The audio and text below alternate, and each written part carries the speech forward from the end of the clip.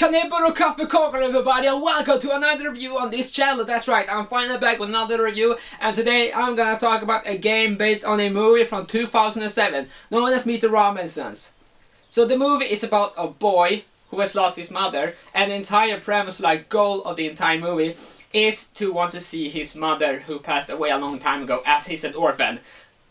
That's about the basic premise I'm gonna give you. If you want to see the entire movie, go do it. I recommend it if you want a comedy movie. However, along with that movie came a video game which was developed by Argonaut Software and was published by Disney Interactive back in 2007, and that game being Meet the Robinsons for Nintendo Wii. Now this game was released on several other systems, including the PS3, Nintendo DS, and even the GameCube. This was the last non-sports GameCube game to be released, although only in North America. It didn't see a release in Europe, which is kind of sad. So back in the day I actually played this game and I thought it was decent, you know, it has some faults, especially terrible controls for the PC. Yeah, this game does not work well with the mouse and keyboard. So let's go through this game as much as I will show you. I won't show you the entire game, that will take too much time to capture footage for. So let us begin.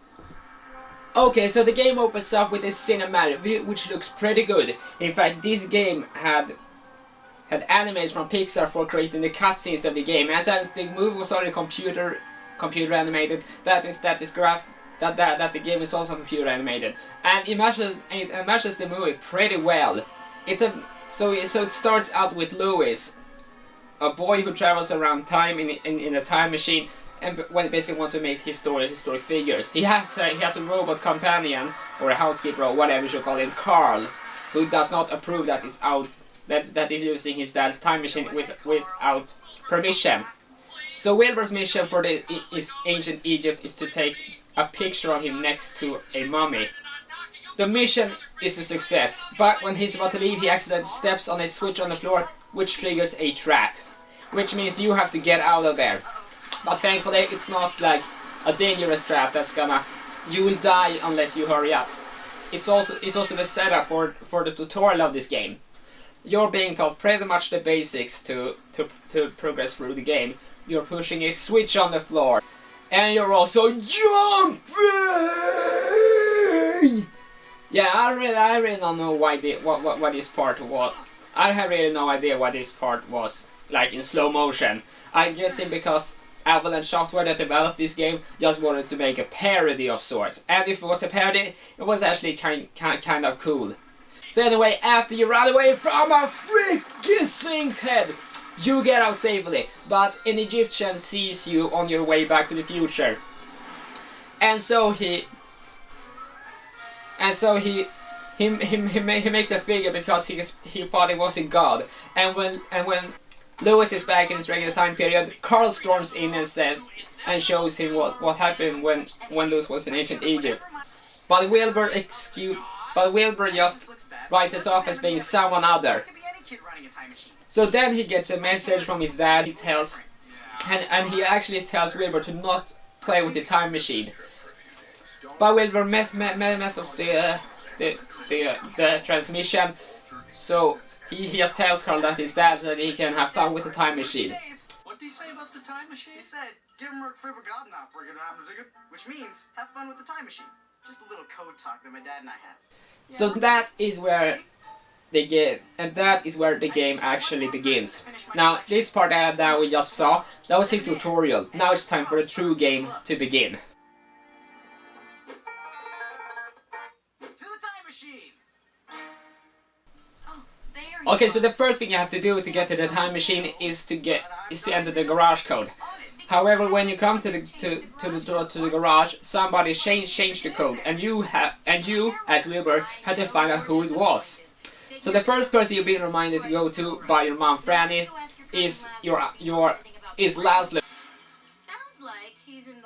So Laszlo tells him that he doesn't know, but he can find out by making a scanner, so he can scan the keypad to find out who did it.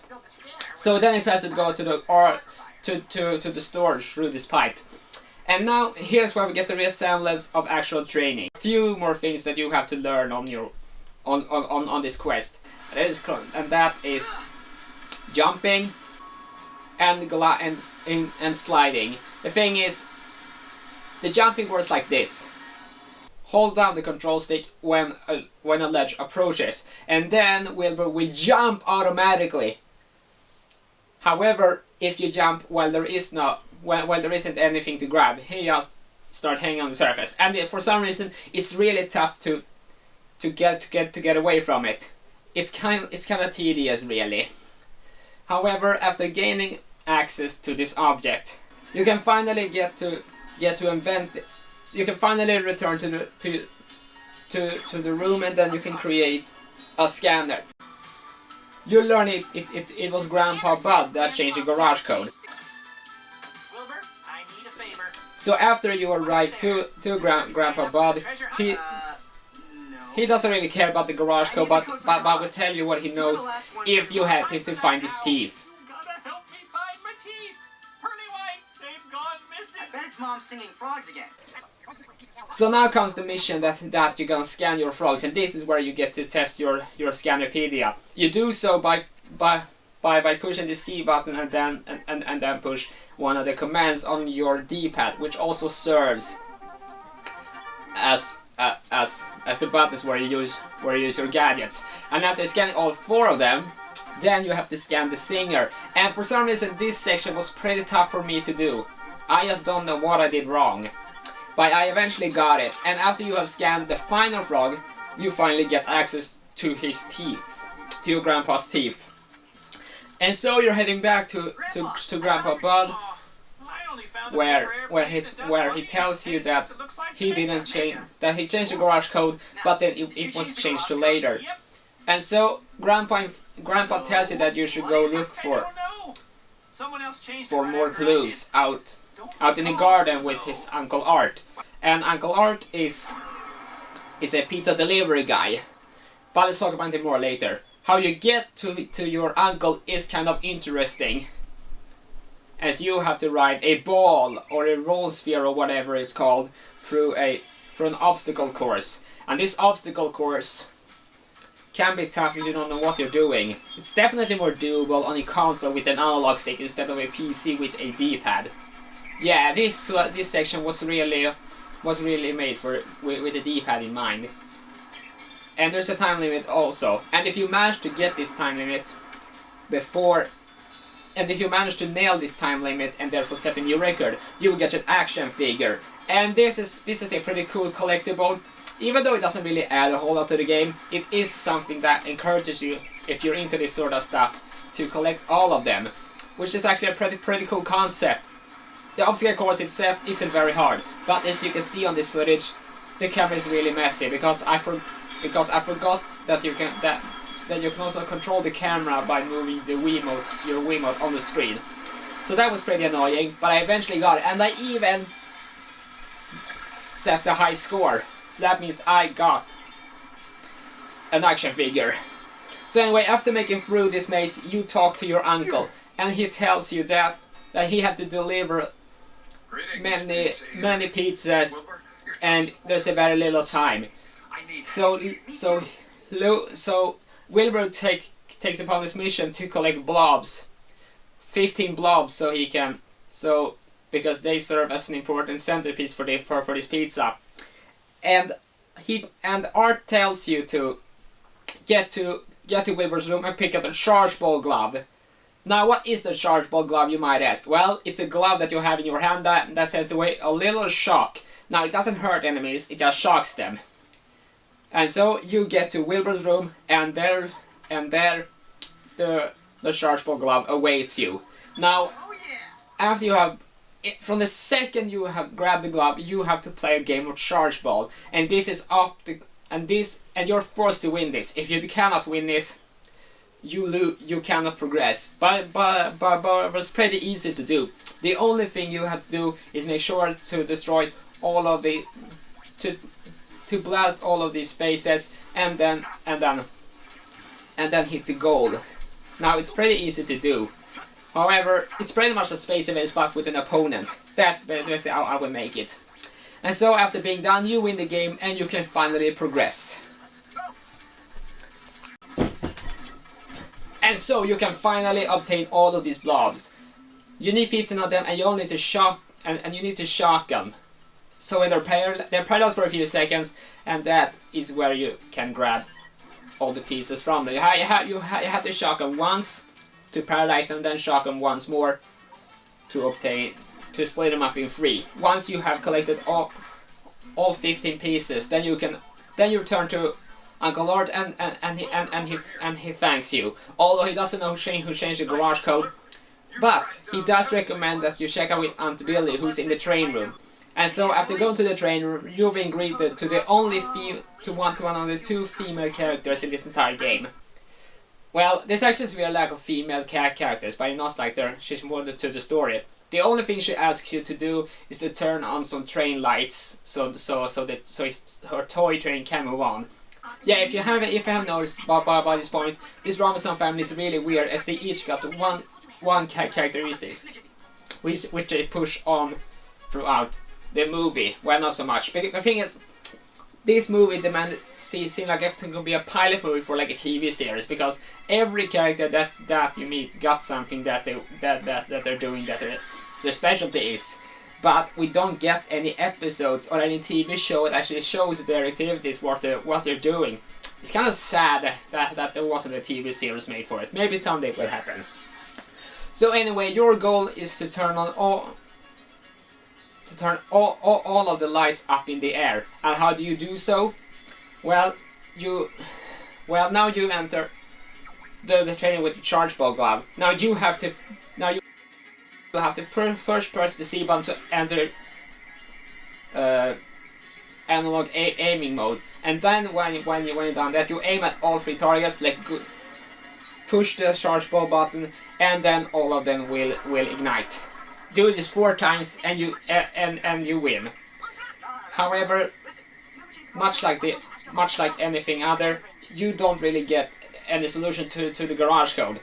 But you do get another clue. Basically, you have to return to Laszlo again because you have to get into the cannon range, as Aunt Billy told you. However, you cannot really enter the cannon range just yet.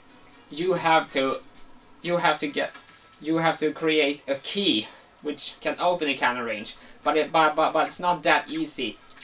You have to basically go into the storage again, and then find a box which you can destroy, and then you get that component.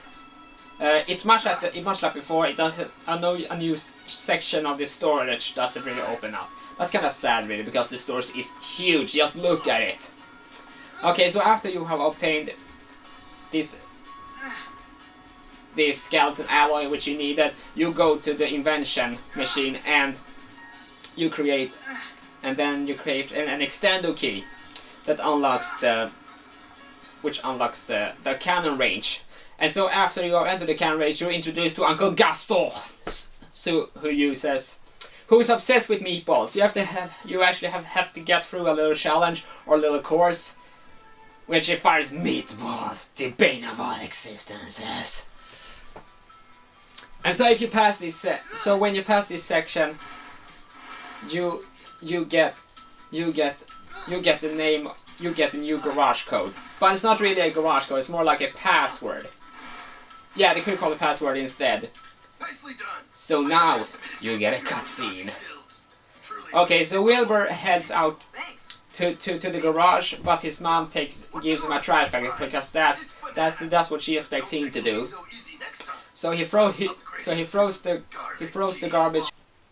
You know what? I am a nice guy. I'm not gonna tell you anything more what happens up to this point. You should figure that out yourself, because who knows? Maybe I'm spoiling it for you. I played it through the first. I've shown the first part for you, and it's only fair that you should find out about the game yourself. And I would actually recommend getting this game. It's very corny, but it's pretty funny at times with the humor, which is pretty good. The soundtrack is also the soundtrack at times is pretty good, but the thing is, there's not too many tracks to listen to, so you're pretty much just listening to one track for one section and one track for one. It doesn't like change, which is a shame. But I would recommend getting this game either on anything but PC. And the DS and GBA games are also the DS and GBA game are also pretty different from the other versions. But if you like the movie, or just want a decent Disney game in general, I actually would recommend getting Meet the Robinsons. It may not be for everyone, but it is by no means a terrible game. So let me know what you think about this game. Write down in the comments, like, comment, share and subscribe, and do all of that. And until next time, I will see you later. Bye!